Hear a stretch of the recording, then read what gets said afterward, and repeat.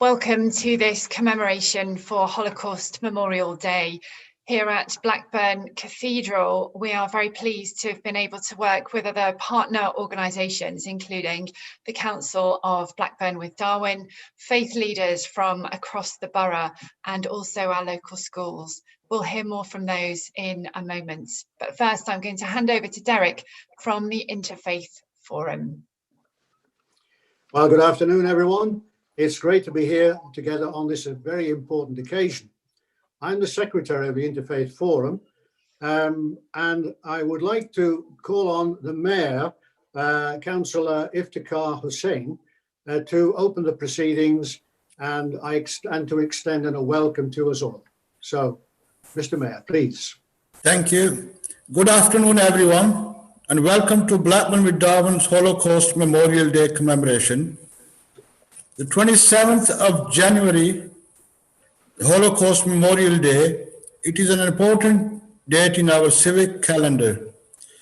We would, under normal circumstances, gather in the council chamber to reflect on the atrocities of Second World War and the millions of Jews who lost their lives in the Holocaust, as well as subsequent genocides.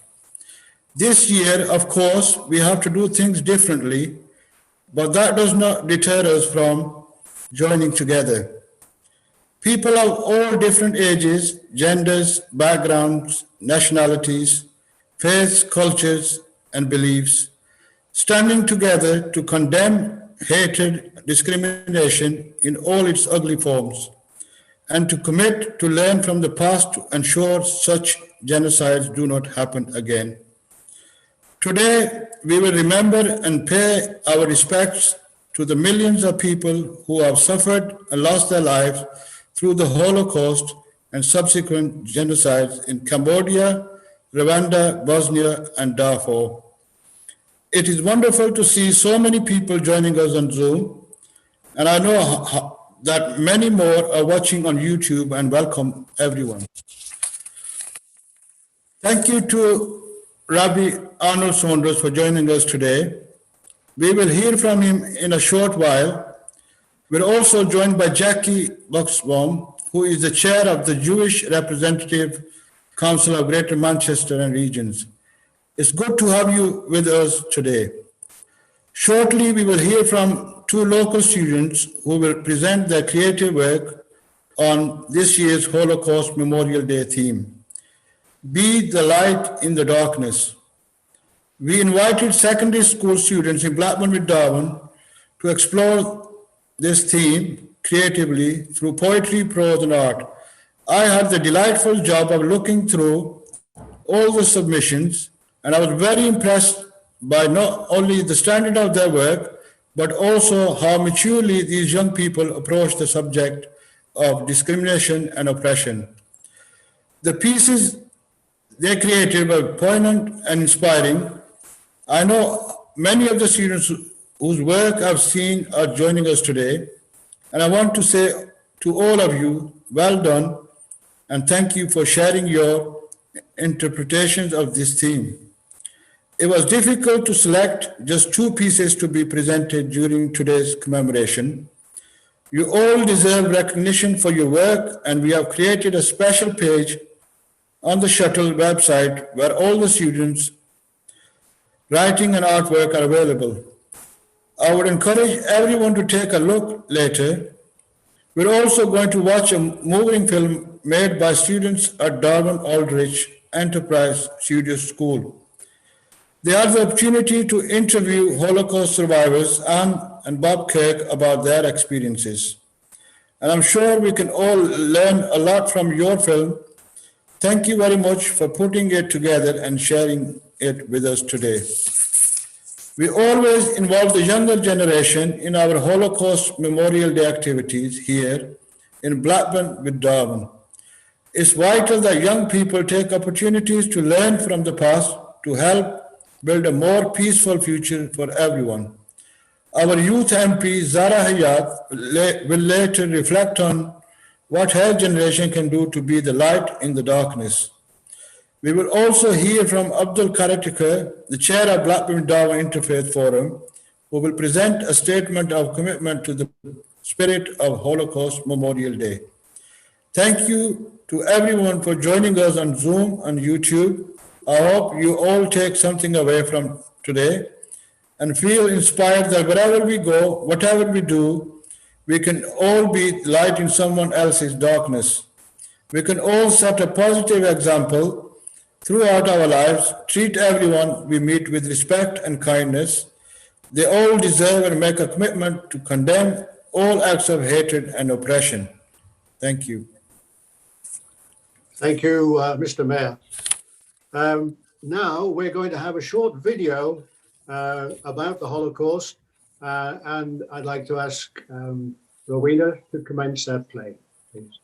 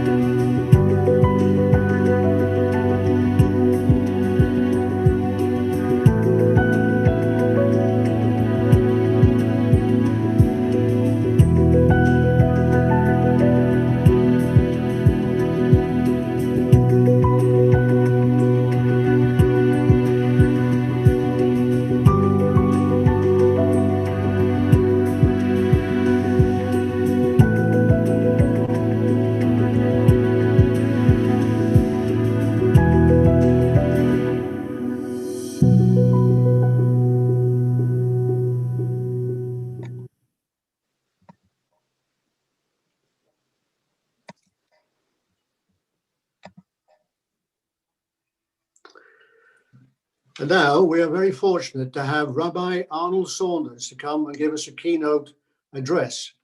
The Rabbi has been supporting this event for many years, and we're very grateful to him for coming to be with us again on this occasion. So, Rabbi, please, would you please now address the gathering? Thank you, Derek, Mr. Mayor, and thank you to all those who have worked very hard behind the scenes and in front of the scenes to organise this event, which, as you've said, Derek, is usually, and the Mayor mentioned, usually held in the council chamber, open to anybody who wants to come. But this is, I won't say second best, but I'm sure that will be equally as good, even if we can't meet in person. So thanks to all involved. I know a lot of hard work went into this. The theme for this year's Holocaust Memorial Day is Be a Light in the Darkness. And this is a challenge laid down or thrown down to each and every one of us to actually be a light in the darkness. There's a lot of darkness about. What it's talking about, I think, in particular, is darkness of thought, of views. Any Holocaust genocide has to have as a precursor a sort of media campaign, as we would say today, an information or or disinformation campaign in which one section of the community or one people are denigrated and the rest of the population have to consider them as subhuman and so on. That is the darkness. And there's a lot of that about today. There's a lot of what I think we call today fake news, misinformation, particularly on social media. We all know it, whether it's in the political arena, whether it's we see it even now with the pandemic and so on. There's lots of people peddling all sorts of misinformation. And we, each and every one of us, can be a light, albeit a small light, to dispel that darkness. Sometimes we may think, well, what good will I be? But in fact, if every one of us pledges to be a light, to be a small light of truth, of truthful information, then all the lights will come together. If you sometimes see in whether it's a sports stadium or whatever, all of a sudden everybody puts their phones on or the cameras on when there's a goal scored or something, you can see it and the whole place lights up. And this is very, very visible all round. And this is what we need. We need the light, the light of truth shining into the darkness. The Holocaust itself, of course, predated what we call today social media, predated the internet, but people such as Goebbels were masters of using the then media, the then press, in getting out the information that they wanted. One can only imagine today what Goebbels would be like on social media. So this is the challenge that we all have, to be a light in the darkness. And sadly, although to a great extent we have learned from the lessons of the past, and that's what Holocaust Memorial Day is all about, nevertheless, there are still people who are being oppressed, who are being prevented from practicing their religion or being persecuted for all sorts of reasons. We think in particular of some of the Muslim community, I hope I'm pronouncing this correctly, the Uyghurs in China, the Rohingyas in Myanmar, and others in other places where they are either being actively persecuted or at the very least are being prevented from living the sort of life they would like to live. So let us pledge, each and every one of us in our own little way, to spread a little bit of light, and that light will come together to make a very big light, which will hopefully dispel the darkness that many of us find ourselves in. And then we really will be able to say that we have played our part in ensuring, if you pardon the pun, the bright future for the world. Thank you. Thank you very much, Arnold. We appreciate the words, and I'm sure we'll take them to heart and do our best to be that light in the darkness whenever we can. And now we come to a very important part. All parts are important today, but of course, this is particularly important because schools have taken part. As you heard earlier, we do want to involve young people as much as we can. And the schools in Blackburn have responded wonderfully to a request to write poems or do some artwork which was inspired by the theme. And in fact, St. Wilfrid's, Tahidal Boys, Blackburn Central High School, Blackgate, Tahidal Girls School, all responded. And they produced 16 pieces of work between them. And the mayor, as you heard, has reviewed all those, and we want to show and hear two of those this afternoon. They're wonderful pieces of work, all of them, and they're on the Shuttle website, and I hope you will, I'm sure you will go and have a look and see what they all have to say. The two young men who are going to present their work this afternoon have been, I think, already interviewed by Radio Blackburn today, because that is seen as an important thing to broadcast the work they've been doing. And I understand that Radio Blackburn will be, or Radio Lancashire rather, will be broadcasting the recording of this programme between 2:30 and 3 o'clock this afternoon. So that's all very good stuff. So let us hear the first one, which is from Zachariah from Tahidal Boys School, and that will be followed by James's piece of work, and he's from St. Wilfrid's. So, Rowena, could we have those two pieces of video, please? My name is Zachariah Master.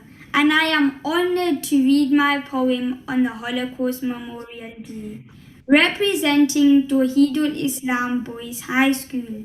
The title of my poem is Be the Light in the Darkness. Everyone can be a full moon shining bright in the night sky, but they also have a dark side, which they often hide. But why?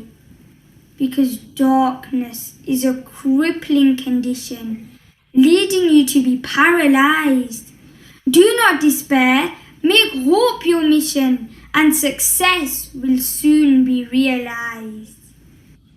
Humanity has suffered many dark nights, yet courageously it never gave up hope because it continued searching for the light. That was the secret that helped everyone cope. Sometimes darkness can be overwhelming. Do not be afraid, it is never too late. Only light can extinguish darkness. Only love can extinguish hate. Millions of souls born from despair rise to become stars, shining bright and fair. All you need is hope to harness, to be the light in others' darkness. Thank you for listening. That was wonderful, wasn't it? And now we hear or have James from St. Wilfrid's piece of work and his explanation of that.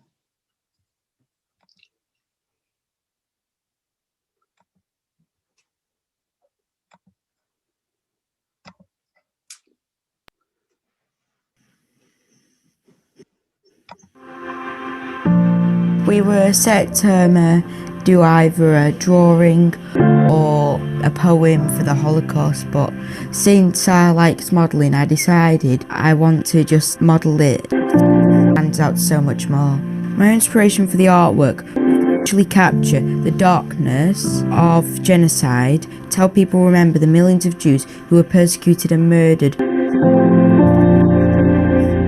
I wanted to honour those Jews who survived by the candle at the back rising up, representing the light in the darkness. The candle flame is based on the Holocaust Memorial Day Trust logo.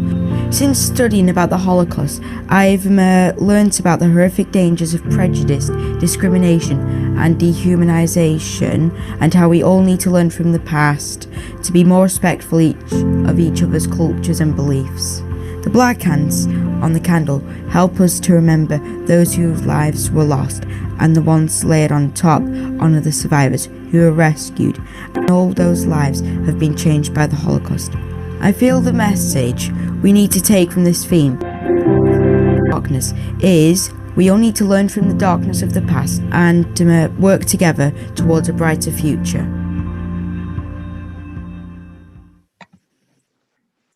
Another piece of wonderful work and a piece of clear thinking by young people of how important it is for us to work together. I'm sure you heard that coming across very loud and clear. The other pieces of work which were done are all on the website of the shuttle, so please go and have a look and see what they have to say too.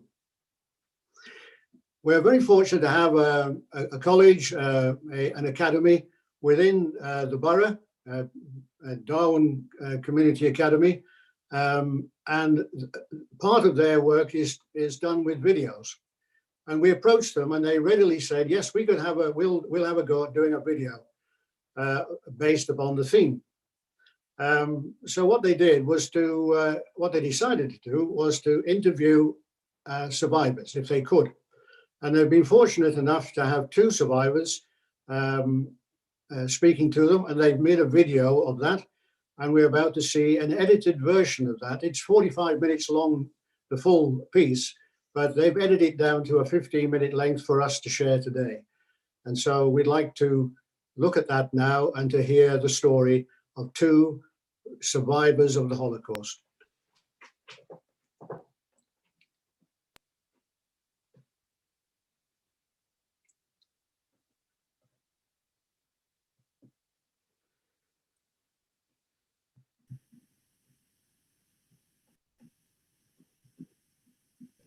Good morning. We are Anne and Bob Kirk. And I was born in Hanover in 1925, just about halfway between the end of World War I and the start of Nazi rule in Germany. My father, on the right here, owned a textile business. Mother, Hedwig, ran the home and did a lot of charity work. And I had two siblings, a sister 11 years older and a brother born in 1923. I was the baby of the family. Well, I was born Hannah Kuhn, Kuhn, in Berlin to Franz and Hertha Kuhn. My earliest memories start when I was about 3 years old, living in Cologne. My parents were a professional couple. In other words, my mum also went out to work, and Agnes, our maid, looked after me. My dad was also an excellent amateur musician, playing the cello and piano. The Nazi ideology was based on persecution, humiliation, and discrimination against the other, anyone perceived not to be German. And that applied even if they'd lived in the country for generations, like Anne's and my family. Well, I was very aware of the changes in our living conditions. We did still have our music library room, but my parents slept on a sofa bed in the dining room. And of course, the boat had to go. By early 1938, my parents had made very many attempts to emigrate, but all their applications had been turned down. Month by month, year by year, the screws were being turned. The objective was to drive Jews out of the social, political, and economic life of the country. Living standards were declining all the time. Even we children noticed that, although, of course, the parents tried to shield us. Now, we spent the day on the move all the time because Dad thought that if we were on the move, it would be more difficult for the police to pick us up. When we wanted to eat, I was sent into a sandwich bar because with my red hair, I didn't look Jewish. And when I asked why we couldn't stop anywhere, Dad told me that during the night, many Jewish men had been taken, and he hoped that by staying on the move, he would not be arrested. Now, during our walks from... We were set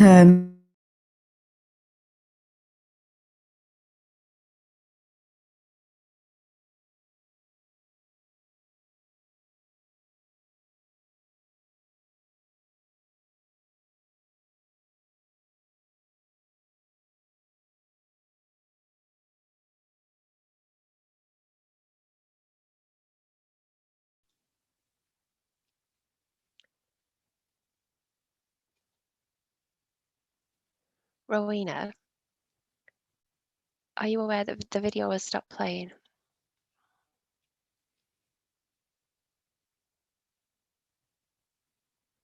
Mum took me to the local town hall where police took my fingerprints for my identity card. I was terrified. Now, finally, on the 19th of April, I left home and we arrived at the station. There were crowds of weeping parents and children, but we three, we kept up our big pretense. What an adventure you're going on, and we will soon be joining you. As the whistle went for the final goodbye, Mum and Dad kissed and hugged me and whispered that I should look out of the train window at the next station but one.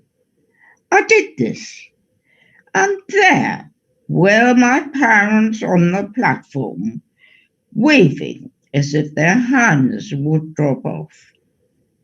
But that was the last time I ever saw my parents. Well, I joined my train in Hanover on the 3rd of May, feeling scared, excited, seriously apprehensive, not knowing where I was going. The train crossed northern Germany to the Dutch border, where the German border police came on board to check papers and search luggage. Many valuable possessions were confiscated, including my stamp collection, for which I must admit I didn't have an export license. But the reception in Holland was wonderful, with drinks, sandwiches, chocolate, and big warm smiles, something we hadn't experienced from strangers for years. I don't recall anyone cheering, but the feeling of release, of safety, and freedom has to be experienced to be understood. The crew made a terrific fuss of us all, but in spite of guitar-led singing, no one was in the mood, and there were a lot of tears. We arrived at Southampton 2 days later, where we boarded a train to Waterloo. And there we sat in a large hall, each with our labels round our necks, waiting to be called. And when Hannah Kuhn was called, I went to the barrier, and there were the aunties, whom I recognized from their photographs. The train went through to the port of Hook of Holland, where we boarded a ferry for Harwich. No white cliffs, no Dover. From there, another train took us to Liverpool Street, where we sat on our cases in a big hall until we were collected by our sponsors. And this is the Frank Meisler sculpture at Liverpool Street commemorating the event, very appropriately located in Hope Square. There were many Jewish girls in the school, including refugees. But do you know, we never talked about our German lives. There'd been no government funding for all this operation. The whole of the kinder transport was funded privately. Because my Mr. Smith, that's all I ever knew about him, had very generously sponsored 6 boys and wanted each of us to stay with him. After a week, I had to move on. That was bad news, but I was probably told, but because I didn't understand English, I hadn't understood that either. But I was lucky. My new hosts were a young couple with 2 children. They sent me to school, where I started school like no other that I'd ever seen. I started to learn English. And 8 weeks later, I had to move on again, this time to a hostel in Westgate. Now, before the war, my parents and I exchanged letters several times a week. But once war started, we were allowed just one Red Cross message of 25 words once a month each way. However, sometimes these messages were censored. And you know, even with modern technology, we still don't know what my parents were trying to say. Now, in December 1942, Dad sent a frantic message to the aunts to say that my mum had been transported. And in February 43, we received a last message from my dad. And after that, there was just silence. Many years later, I discovered they had both been sent to Auschwitz. Anne has mentioned the Red Cross messages. Mine stopped in the autumn of 1941. And immediately after the war, I found out that my parents had been transported to Riga, the ghetto in Riga, in December 41. There were a number of camps grouped around Riga, and they were separated and put in those. They never returned. I now know, I only quite recently found out what happened to them. And all that reminds the city of its murdered Jewish citizens is a memorial right in the center of town in front of the Opera House, carrying round the plinth all the names of the deportees. They're my parents in the 4th and 5th line. Now, my Kindertransport experience was in fact rather unique in that I knew to whom I was going, and what is just more important is that my parents knew to whom I was going. Most Kinder and their parents had no idea what would happen to the children, and very many, like Bob, went from hostel to hostel without having the opportunity to live in a family. But on the whole, most Kindertransport children eventually settled down happily, married, and started new families. Bob and I have 2 sons, 3 wonderful grandchildren, and now just 2 adorable great-grandchildren. So these are our stories. We were the lucky ones. Our parents had the courage to send us out of harm's way, and it was all done in an orderly fashion, with proper paperwork, trains and ships provided, and kind strangers to look after us all the way. And although we lost our parents, our families, our homes, our prospects, we had support in making a new life for ourselves, unlike so many of today's refugees. Their experiences in trying to escape terror, war, and persecution are horrendous. And unlike us, they are not getting much help. The experience of living as asylum seekers under considerable restrictions, unable to work whilst awaiting acceptance as refugees, must like being stuck in a very black, endless tunnel.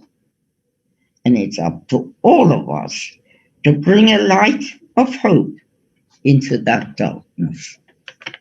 Thank you. Thank you for listening. Thank you.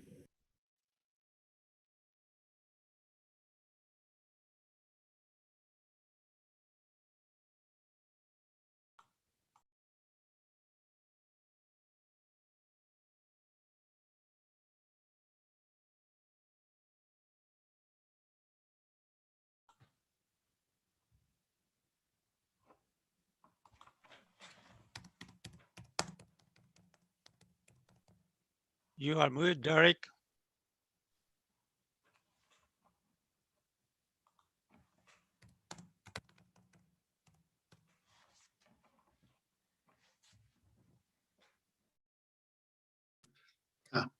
Thank you very much for pointing that out. I'm sorry I was muted. I was saying what a moving account from 2 Holocaust survivors. Can you imagine being at a young age, they were being separated from your parents? It must have been traumatic and dreadful. We're so grateful to Darwin Aldridge Academy, their studio enterprise part of that organization that have made this video for us. And we're grateful to them. And I think we've all perhaps learned a little bit more about how dreadful the Holocaust was and how many children suffered as a consequence, as well as their parents and many others. Now we have the opportunity to listen to our youth MP. Zara Hyatt is going to speak to us. And Zara, will you please come and tell us what you'd like us to hear, please? Hi everybody, I'm Zara, Blackburn with Darwin's Youth MP. The Holocaust, also known as the Shoah, was the World War II genocide of the European Jews between 1941 and 1945 across German-occupied Europe. Nazi Germany and its collaborators murdered some 6 million Jews, which at the time was around 2/3 of Europe's Jewish population. It is important for the youth of today to remember the Holocaust for many reasons. Young people should continue to develop an understanding of the consequences of these ideologies and develop a moral compass. An excellent way to achieve this would be by going on school or college trips to such historic memorial sites. I think this would enable students to gain a full insight as to what it was like to live through horrific events such as the Holocaust. By visiting emotional sites such as Auschwitz, it may help students to become more morally and socially aware of the consequences of such tyrannical leadership. Young people need to gain knowledge and a real understanding of the Holocaust to help foster a sense of responsibility. Schools have an obligation to educate and develop the moral and social awareness of young people. And there is a real need to preserve Holocaust sites, such as Auschwitz, for future generations to learn from. Through visits, trips, and readings and discussions, young people can also identify the range of choices that young people faced in Nazi Germany, and how the Nazis used schools and youth organisations to mould young people to embrace their nationalist and racist ideologies. I remember how reading Anne Frank, The Diary of a Young Girl, made me realise that children are amongst the victims. The Holocaust is more than a history lesson. It's a lesson in human behaviour that resonates today. The atrocity teaches us about what it means to be human, but that we have the capacity to do wonderful things, and yet to perpetrate the most unimaginable horrors. When you strip someone of their humanity, you become capable of committing unspeakable acts against them. You immunise yourself against normal human emotions. This is the process that allows suffering to be inflicted on innocent people on a daily basis. The Holocaust is at the centre of the 20th century history. Hitler led the Nazi regime and opted to organise and implement the murder of Jewish people throughout occupied Europe for no other reason than their race. It is important for young people to study the Holocaust as a subject of history, as it allows us to investigate what went so horrifically wrong in a country of high culture, high modernity, and supposedly civilised European way of life. Why did so very few of the Jews' fellow citizens stand up for their rights?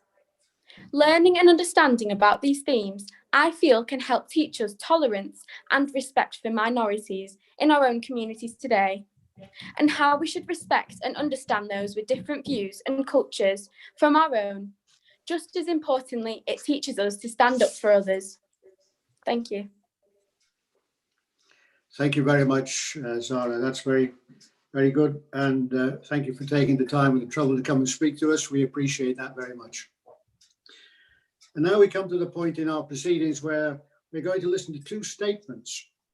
The first one is on behalf of the whole community, and our mayor and Abdul Karakata are going to read this. It'll be on the screen. You'll be able to follow the words as they read them. So, Mr. Mayor, please begin, and Abdul, please take part as well. Thank you very much. We recognize that the Holocaust shook the foundations of modern civilization. Its unprecedented character and horror will always hold universal meaning.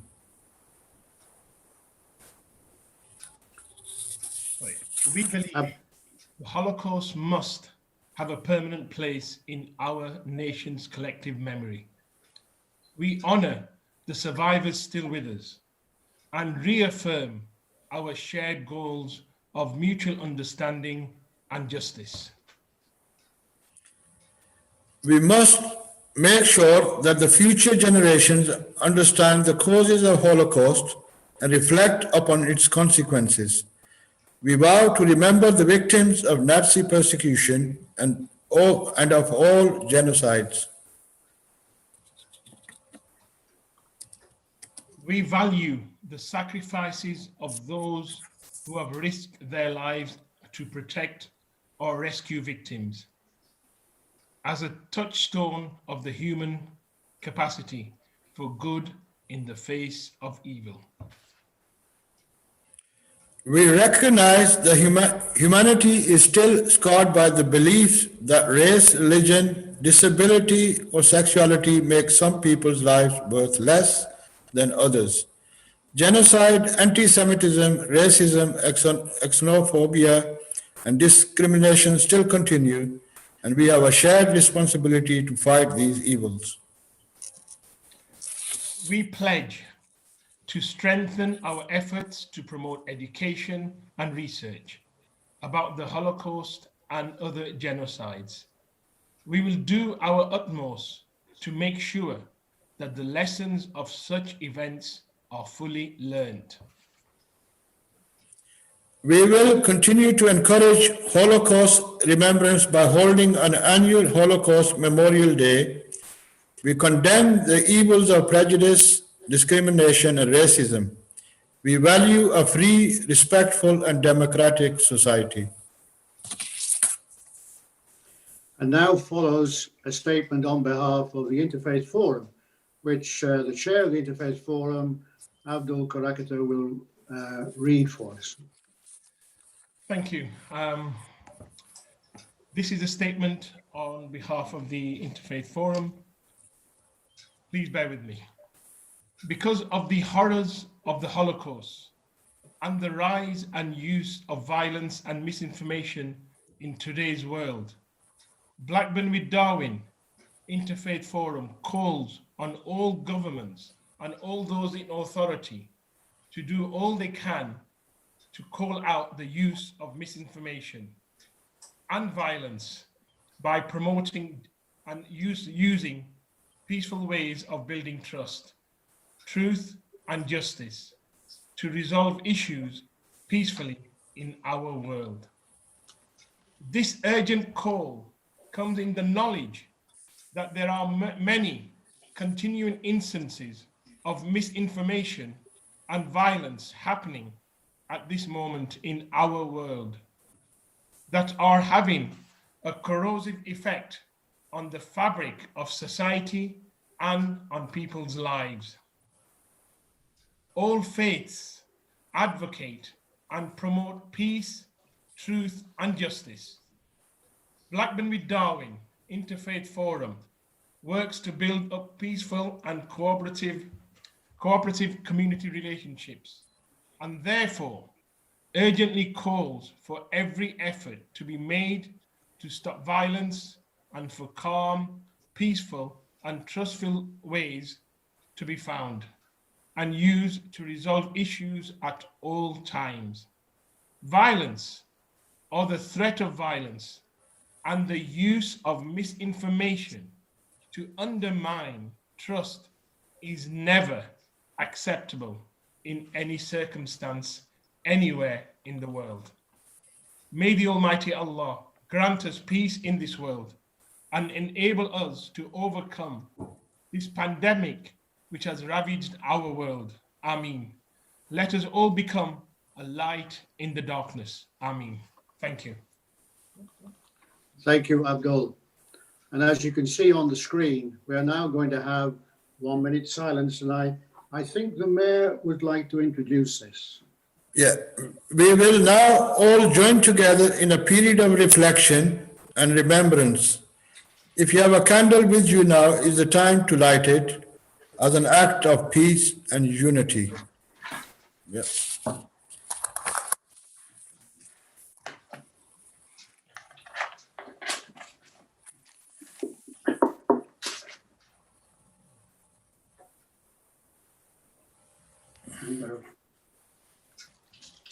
something which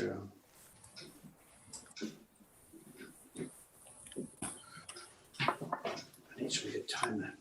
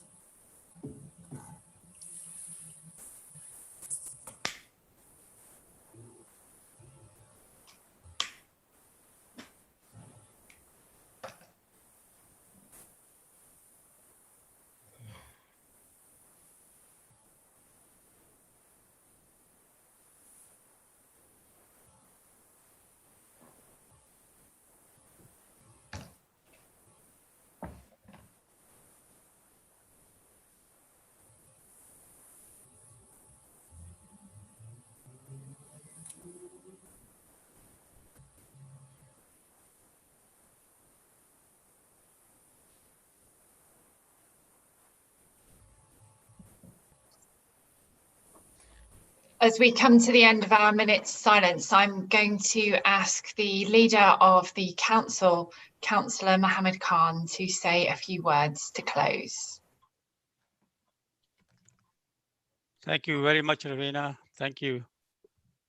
I want to begin by saying how pleased I am that we have been able to continue to mark Holocaust Memorial Day together this year, given the current circumstances.